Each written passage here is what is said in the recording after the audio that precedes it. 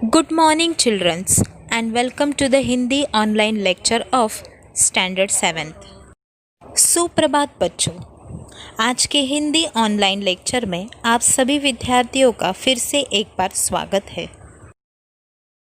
Students, last lecture में हमने पाठ वाचन मेला और कविता फूल और कांटे इनको रिवाइज किया था।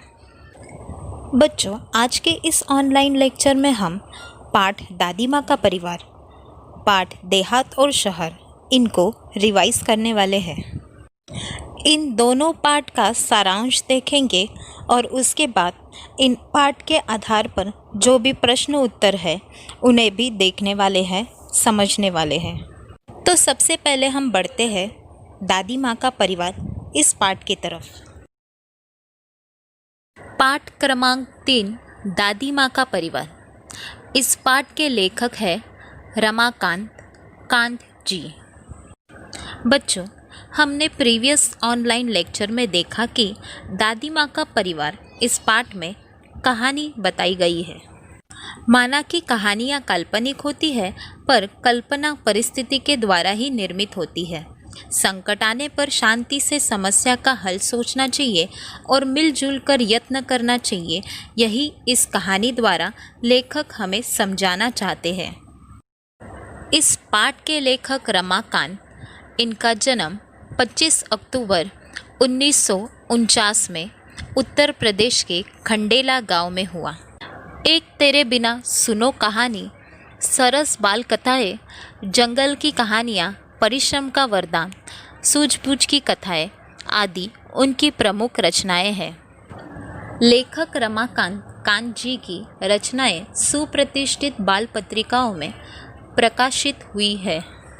तो बच्चों, दादी माँ का परिवार इस पाठ में जो कहानी दी गई है उसे फिर से एक बार संक्षेप रूप में जान लेते हैं। एक छोटे से घर में दादी माँ रहती थी। वह अकेली थी। रोज सुबह उठकर दादी माँ घर बुहारती संवारती थी और परिवारजनों से बतियाती थी। दादी माँ समझदार और सयानी थी। घर के आंगन में एक बरगद का पेड़ था जिस पर घोंसला बना था और घोंसले में चिड़िया रहती थी। वह दादी माँ की संज्ञा थी। चिड़िया का नाम था नीलू। एक और थी दादी माँ की सातिन चिंकी चुईया जो पेड़ के नीचे बिल बनाकर रहती थी। और यही थी दादी माँ की दिन दुनिया, दादी माँ, चिड़िया और चुईया। वे सभी खुश होते तो दादी माँ भी रहती खुश, और दादी माँ कभी दुखी हो जाती थी तो वे भी नहीं सुखी हो पाते थे। ठंडी के दिनों में नीलू चिड़िया ने 2 अंडे दिए। उसमें से 2 बच्चे निकले, नन्हे सुंदर अच्छे अच्छे। टीनू मीनू नाम निकाला। चिंकी को भी 2 बेटों के उपहार मिले जिनका नाम चुस्कू मुस्कू रखा गया। दादी माँ सभी का ख्याल रखती, उन्हें दुलारती, रोने लगते तो पुचकारती। चारों बच्चे घर आंगन में दौड़ लगाते थे, हंसते खेलते और खाते गाते थे। खेल खेल में वह लड़ पड़ते थे। तब दादी माँ उन्हें समझाती थी कि झगड़े टंटे में मत पड़ो, एकता का ध्यान धरो, सब मिलकर रहा करो। तब ही तो कहते हैं एकता है जहाँ खुशहाली है वहाँ। यही दिन हंसी खुशी से कट रहे थे और दादी माँ रोज़ उन्हें समझाती और एकता के उनको लाभ गिनाती थी। एक बार संकट आ गया, चिड़ियों में मातम छा गया। जब नीलू और उनके बच्चे दाना चुगने गए थे, उनके साथ अन्य चिड़ी चिड़िया भी थे। तब वे सभी जाल में उलझ गए। उन सभी ने बहुत कोशिश की, लेकिन वे पहले के जाल से निकल नहीं पाए। बचने की कोई उम्मीद नहीं थी। वे सभी परेशान थे। तब टीनू ने कहा कि हम एकता की ताकत दिखाएंगे। टीनू ने सभी चिड़े चिड़ियों को युक्ति समझाई और कहा कि एकता से ही हमें मुक्ति मिल सकती है। तो बच्चों, युक्ति यही थी कि मीनू कहेगी 1 2 3 4, तब सभी उड़ने के लिए तैयार रहेंगे। एक साथ उड़ पड़ेंगे और एक ही दिशा में चलेंगे। और जैसे ही मीनू ने 1 2 3 4 कहा, वैसे ही सब चिड़े चिड़िया पंख पसार के उड़ने लग गए। वे जाल सहित उड़ लिए। मन में आशा और विश्वास था और उनमें गजब की एकता थी। और यह दृश्य देखकर बहेलिया ठगा सा रह गया। यहाँ पर दादी माँ चिंतित थी। उनके मन में बुरे बुरे विचार आ रहे थे। चिंकी चुईया के आंखों में आंसू थे और चुस्कू मुस्कू उदास थे। अचानक कलरव हुआ आंगन में। सबने देखा सारे पंछी चिंचिया रहे थे और उनमें नीलू टीनू मीनू भी थे। उन सभी का हाल विचित्र था। वे अनेक थे पर उनमें एकता दिखाई दे रही थी। एक साथ सभी आंगन में उतरे। दादी माँ के पूछने पर नीलू ने सारा हाल सुनाया। टीनू मीनू समझदार थे, इसलिए उनकी जान बच गई, पर अभी भी वे जाल में फंसे हुए थे। तब दादी माँ उन्हें फिर से एक बार एकता का पाठ पढ़ाती है। दादी माँ कहती है कि एकता पंछियों की ही नहीं, औरों में भी होनी चाहिए। दादी माँ उनसे कहती है कि चिंकी चुईया से याचना करो, वही तुम्हें बंधन से बचाएगी, जाल काट कर तुम्हें बाहर ले आएगी। सभी चिड़े चिड़िया चिंकी को बुलाते हैं। चिंकी दौड़ भाग कर जाल के पास आती है। चिंकी चुईया चुस्कू मुस्कू अपने पैने दांतों से जाल को काट देते हैं। नीलू टीनू मीनू अन्य चिड़ी चिड़िया आज़ाद हो जाते हैं। दादी माँ की एकता की सीख इसी तरह चिड़ियों को काम आती है। इसलिए सब एक साथ मुंह खोलते हैं, अंत भला तो सब भला।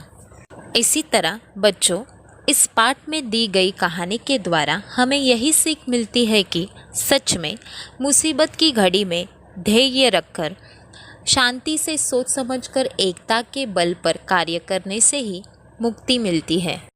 अब हम इस पाठ के आधार पर जो भी प्रश्न है उनकी तरफ बढ़ते हैं। पाठ क्रमांक 3, दादी माँ का परिवार।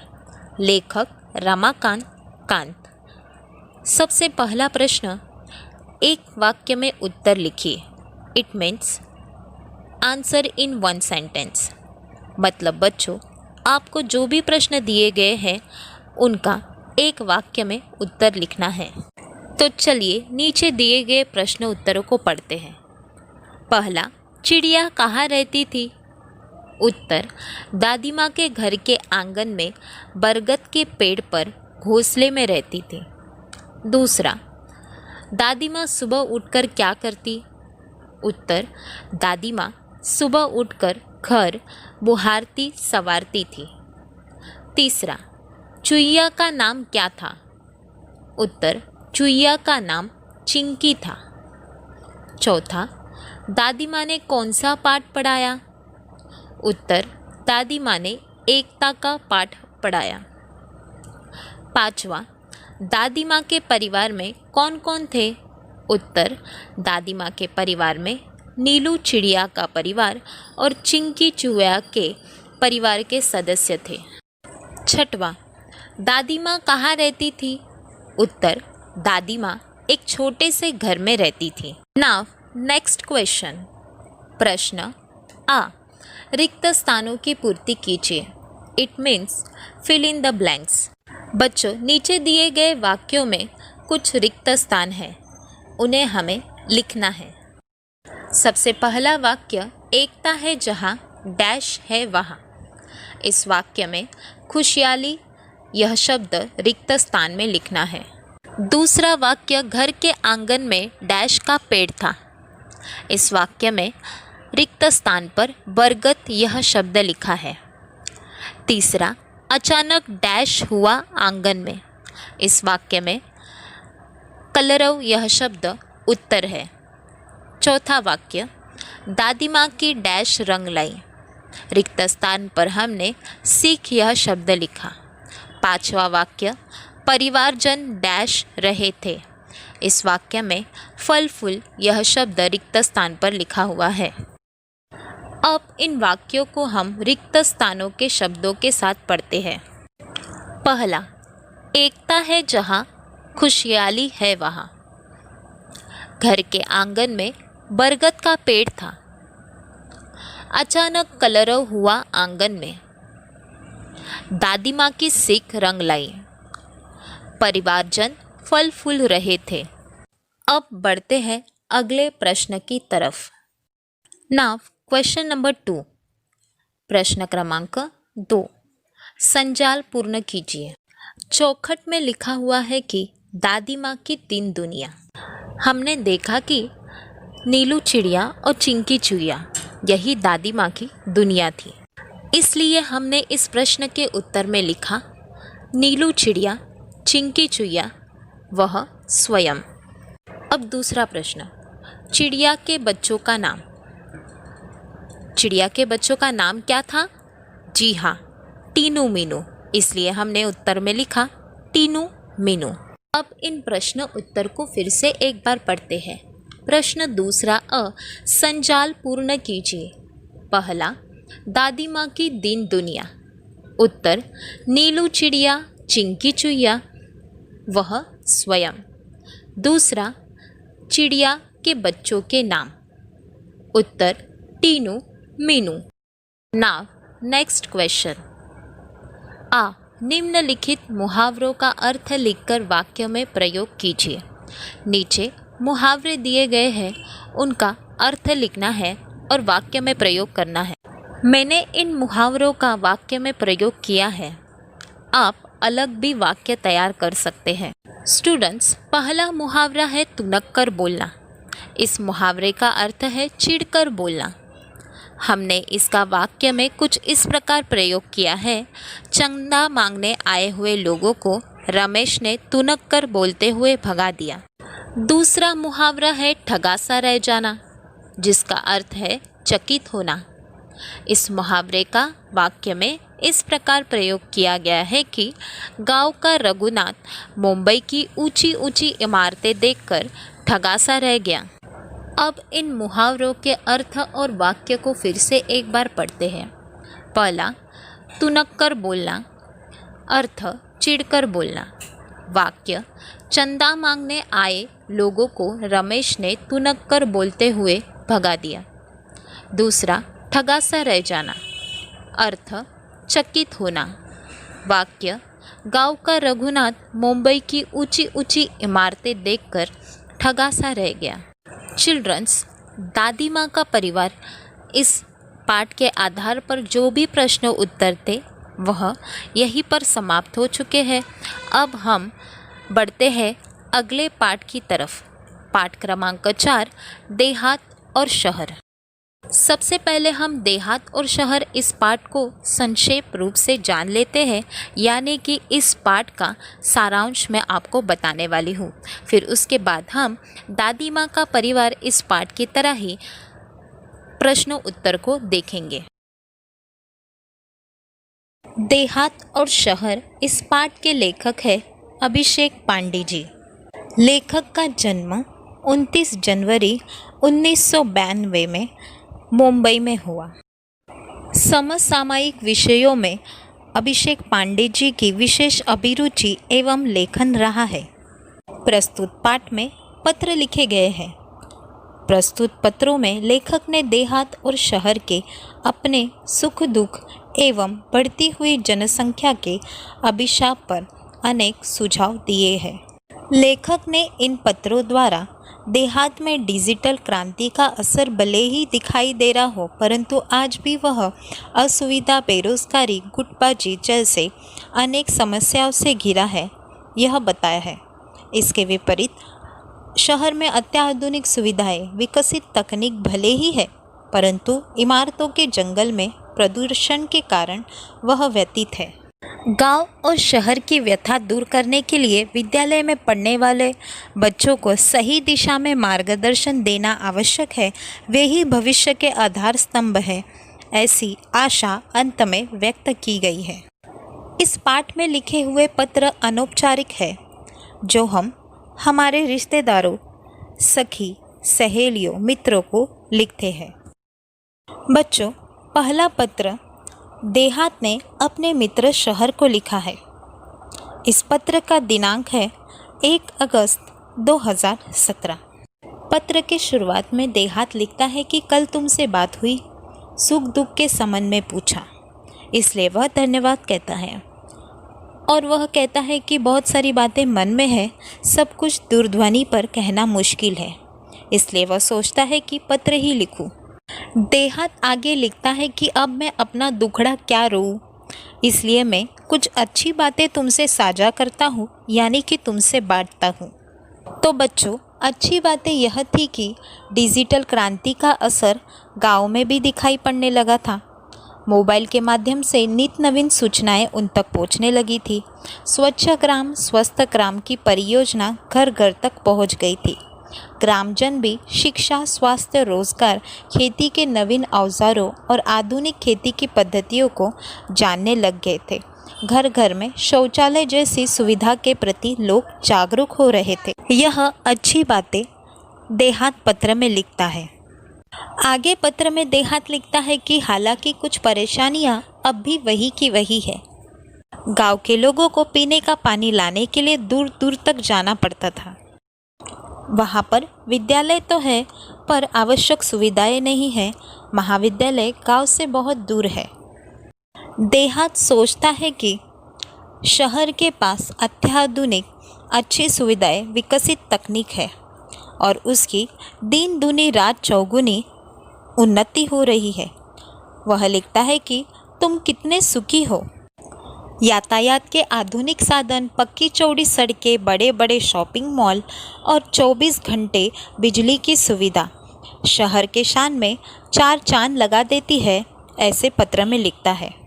देहात का मन कभी कभी बहुत उदास हो जाता है, क्योंकि एक ज़माना था जब देहात यानी गांव में बहुत खुशहाली थी, चारों तरफ हरियाली थी, पर वह हरियाली, वह रौनक अभी नहीं रही, ऐसे देहात पत्र में लिखता है। आगे देहात ने पत्र में उल्लेख किया है कि मैं असुविधा, बेरोजगारी, आपसी झगड़े, गुटबाजी, अशांति जैसे समस्याओं से घिरता जा रहा हूँ। गांव के कुछ अशिक्षित और अल्पशिक्षित लोग परिवार कल्याण के प्रति उदासीन है। जनसंख्या भी बढ़ रही है, लेकिन उनके लिए यहाँ पर काम धंधा नहीं है। आगे पत्र में लिखा है कि रोजगार की तलाश में लोग शहर जा रहे हैं, यहाँ काम के लिए मजदूर नहीं मिल रहे हैं। शहरी चमक दमक और आधुनिक सुविधाओं की ओर आकर्षित होकर लोग मुझे यानी देहात को अकेला छोड़कर तुम्हारी यानी शहर के ओर दौड़ रहे हैं। यहाँ स्वास्थ्य सुविधाएं भी नहीं है, बीमारियां हैं, पर पर्याप्त मात्रा में सुसज्ज और अच्छे अस्पताल नहीं है। लोगों को ठीक समय पर दवा नहीं मिल पाती है। मेरा परिवार टूट सा रहा है, बताइए मैं क्या करूं। और इस पत्र के अंत में देहात लिखता है कि तुम्हारा मित्र देहात। बच्चों, अब दूसरा पत्र जो शहर ने देहात को लिखा है। इस पत्र का तारीख है, दिनांक है 15 अगस्त 2017। लिखा गया है कि प्रिय मित्र देहात, नमस्कार। सबसे पहले शहर देहात को स्वतंत्रता दिवस के उपलक्ष्य में हार्दिक बधाई देता है। जो पत्र देहात ने शहर को लिखा था वह शहर को मिल गया था, इसलिए वह लिखता है पत्र मिला। शहर पत्र में लिखता है कि तुम्हारी प्रगति के बारे में जानकर खुशी हुई मित्र। परिवर्तन सृष्टि का नियम है, भला तुम्हारी स्थिति क्यों न बदलती, धीरे धीरे और भी विकास होगा। और इस पत्र में एक पंक्ति भी लिखी गई है, धीरे धीरे रे मना, धीरे सब कुछ होए, माली सींचे 100 घड़ा, ऋतु आए फल होए। शहर पत्र में लिखता है, माना कि कुछ परेशानियां हैं, वहाँ के परिवार तेजी से मेरे यहाँ आ रहे हैं, परंतु यहाँ आकर भी सब कहाँ सुखी है। चिराग तले अंधेरा है। जिस बस्तियों में, जिन हालातों में वे रहते हैं, तुम सुनोगे तो बेचैन और व्यतीत हो जाओगे। मेरे यहाँ की दिन ब दिन बढ़ती भीड़ से मैं परेशान हो उठा हूँ। जिस चमक दमक की बात तुम कर रहे हो वह सबको कहाँ उपलब्ध है। तुम्हारे यहाँ से जो यहाँ आते हैं कई बार बाद में पछताते भी हैं। आगे पत्र में शहर देहात को समझाता है कि तुम अपने लोगों को समय रहते ही अपना महत्व समझाओ। छोटा परिवार सुखी परिवार की बात उन्हें समझाओ। तुम उन्हें बुराई से दूर रखकर विभिन्न व्यावसायिक कौशलों, कंप्यूटर संबंधी जानकारी विकसित करने की तरफ ध्यान दो। खेल ग्रामीण जीवन की आत्मा है। दौड़ना, तैरना, पेड़ों पर चढ़ना उतरना तो वहाँ के बच्चों की रग रग में रचा बसा है। कितने ही विख्यात खिलाड़ी गांव से ही आगे बढ़े हैं, इसलिए उनको प्रोत्साहित करना तुम्हारी नैतिक जिम्मेदारी है, ऐसे शहर पत्र में लिखता है। तुम उन्हें खेल संबंधी मार्गदर्शन दो ताकि हमारा देश अंतर्राष्ट्रीय स्तर पर प्रगति कर सकता है। अपने गांव को एक परिवार समझकर उसे विकसित करने का प्रयत्न करना होगा। अब आगे शहर ने पत्र में लिखा है कि शहर और देहात की समस्या का मूल कारण दिन ब दिन बढ़ती आबादी, अशिक्षा और गरीबी है। अब आगे शहर ने पत्र में कुछ सुझाव लिखे हैं। वह लिखता है कि मेरे यहाँ लोग रोजगार की तलाश में आना कम कर दे। तुम गांव वालों को सहकारिता का महत्व समझाओ। पत्र में लिखा गया है कि सहकारिता पर आधारित छोटे छोटे व्यवसाय तुम अपने यहाँ शुरू करवाओ ताकि कृषि आधारित अनेक लघु उद्योग, फलोत्पादन, औषधीय वनस्पतियों की खेती, पशुपालन जैसे अनेक व्यवसाय शुरू किए जा सकते हैं।